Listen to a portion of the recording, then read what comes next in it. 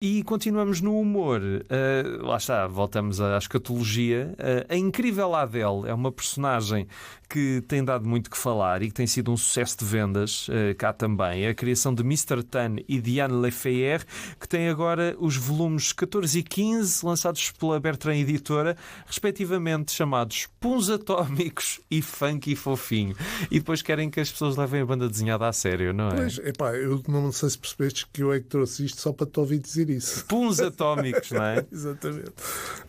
Não, Isto é aquele tipo de livro que eu mostro às pessoas quando digo não, ouçam, nós estamos aqui a fazer um trabalho digno da banda desenhada, um livro chamado Puns Atómicos. Estou a brincar, obviamente, não há qualquer problema com um livro chamado Puns Atómicos. Pois, olha, agora, Rui, nós estamos na brincadeira, mas eu acho que é uma brincadeira muito séria agora que a gente temos aqui de falar aqui. Eu trouxe isto com um objetivo muito concreto. Nós já aqui falámos por, pelo menos, tenho aqui a indicação que eu me lembro de eu ter trazido esta banda desenhada para um público infantil-juvenil. Uhum. E a questão aqui que nós depois podemos aqui colocar é porque é que esta banda desenhada merece mais ou menos ser falada do que a Estrada, do que o Meu Irmão, do que o que é que seja. Podemos ir buscar outros livros, aqueles que a ASA publicou agora do Rever com Mães. Porque é que estes não merecem ser tão falados? Porque tens aquela dualidade que é: as pessoas querem mostrar que a banda desenhada não é só infantil, mas por outro lado parece que descartam a banda desenhada infantil na conversa da banda desenhada. Mas é que a questão é essa mesmo, é que para já isto merece muito ser falado, porque isto e já não é a primeira vez que eu falo aqui da Adele, porque isto é uma das bandas desenhadas mais vendidas em França. Exatamente. E cá em Portugal também tem sido. Sim. E, portanto, não sei porque é que a gente está a estar aqui a minorizar estas bandas desenhadas que são para um público infantil. Totalmente. Sim. Aliás, muita daquela banda desenhada que nós falamos e dos autores que nós falamos agora, com todo o respeito e toda a veneração, e neste momento estou-me a levantar e a dobrar para fazer aqui uma homenagem, mas a questão é que começaram precisamente por ser para público infantil. Claro. Curiosamente, esta semana comecei a ler um livro sobre a editora Lombard e que fala precisamente sobre o início da revista Tintin. O prefácio é do Jean Van Damme, que portanto é uma referência. Claro, não é? enorme. Lá estou eu outra vez a levantar-me e a fazer aqui uma vénia. E o Jean Van Damme está a falar sobre o primeiro número da revista Tintin, de como ele foi a correr antes do quiosque abrir para ter a certeza que conseguia comprar. E como descobriu, e a questão depois é que nós às vezes esquecemos olhamos assim, falamos das coisas um bocado no ar.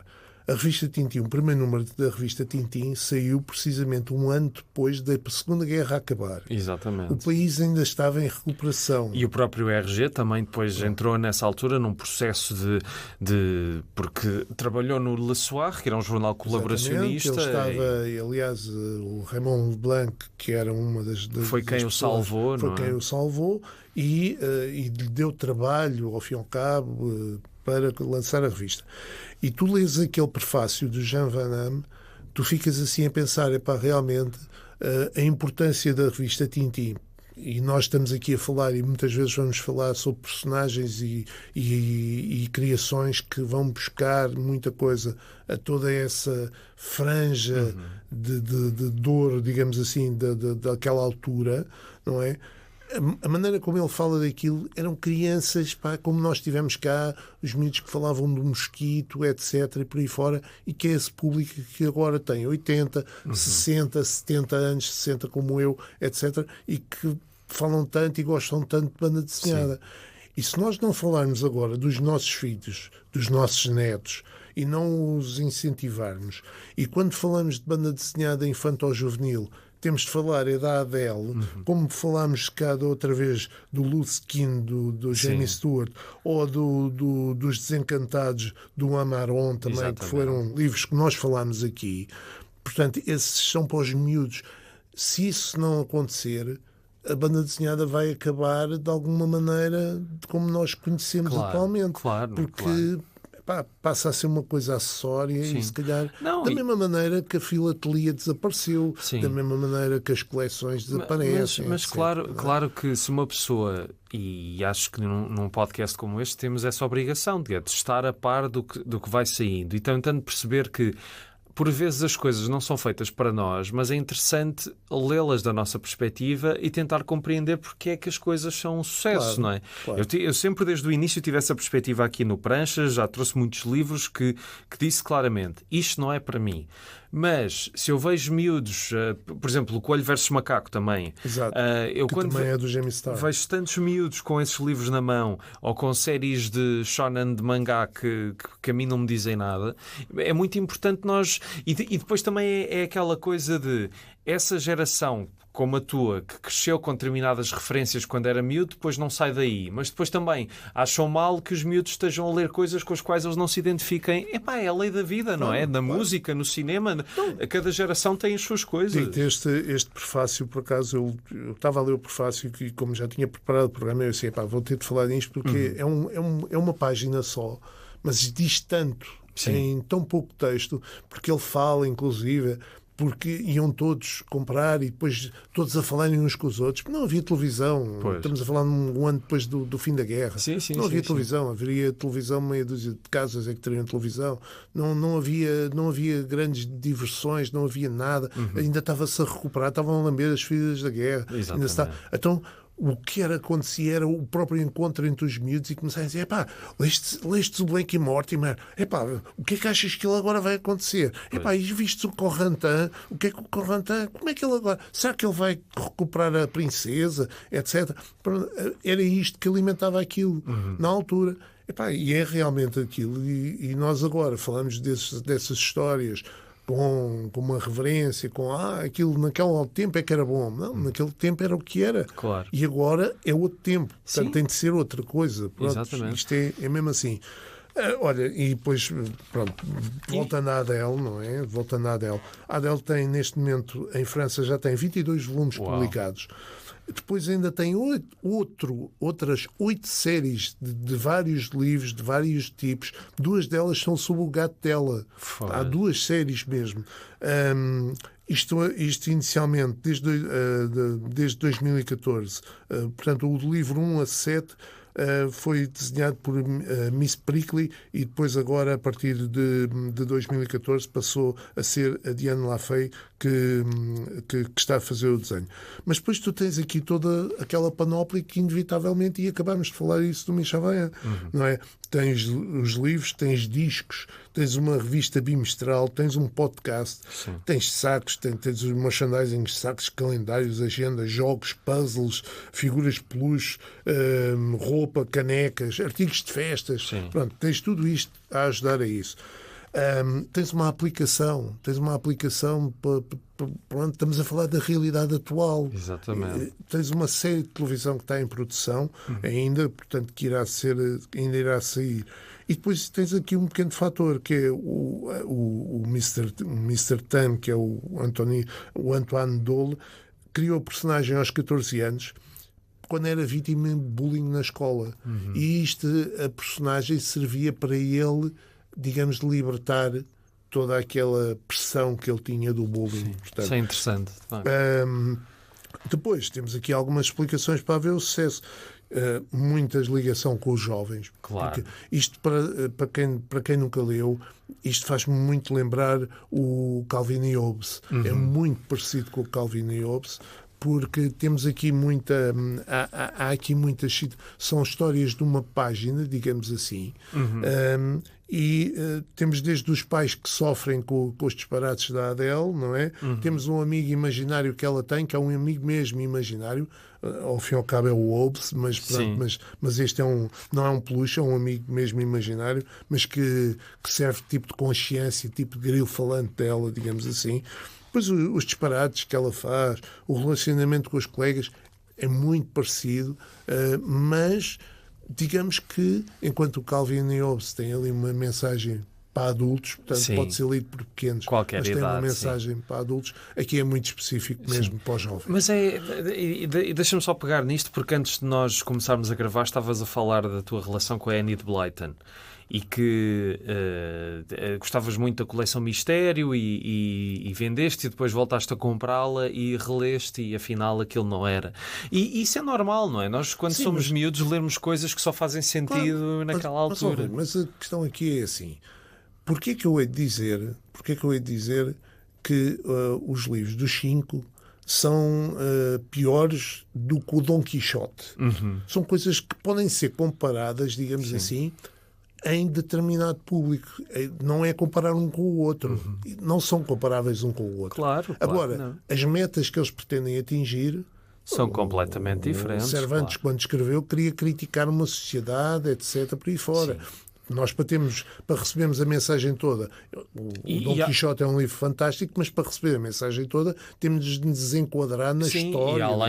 E na história da literatura daquele tempo. Exatamente. O livro também fala muito disso. Exatamente. Portanto, eu também tenho de me encaixar na idade em que eu li os 5 e que delirava, e a questão depois que tu tens de dizer é assim, um livro que marcou uma data de gerações de jovens, alguma qualidade há de ter. Sim, alguma coisa, sim, claro. Claro que o livro não pode ter, não pode, teve de ser escrito pela Enid Blyton, não pode ser escrita pelo Aquilino Ribeiro, que senão até ninguém no miúdo lia. Não é questão de... Não é bem a palavra qualidade, é um ingrediente que faz com que a coisa funcione. Exatamente. Não precisa de ter qualidade, mas pode ter, por exemplo, há música que eu não acho que seja boa, mas por alguma razão as pessoas gostam e não é? Mas se calhar gostam para ouvir num determinado momento. Não, mas é daquelas lugar. Coisas que eu acho que qualquer sucesso que haja em qualquer área é bom para a área no geral, não é? E haver uma banda desenhada que venda, como o caso da Incrível Adele, é ótimo para toda a gente. Acho que cria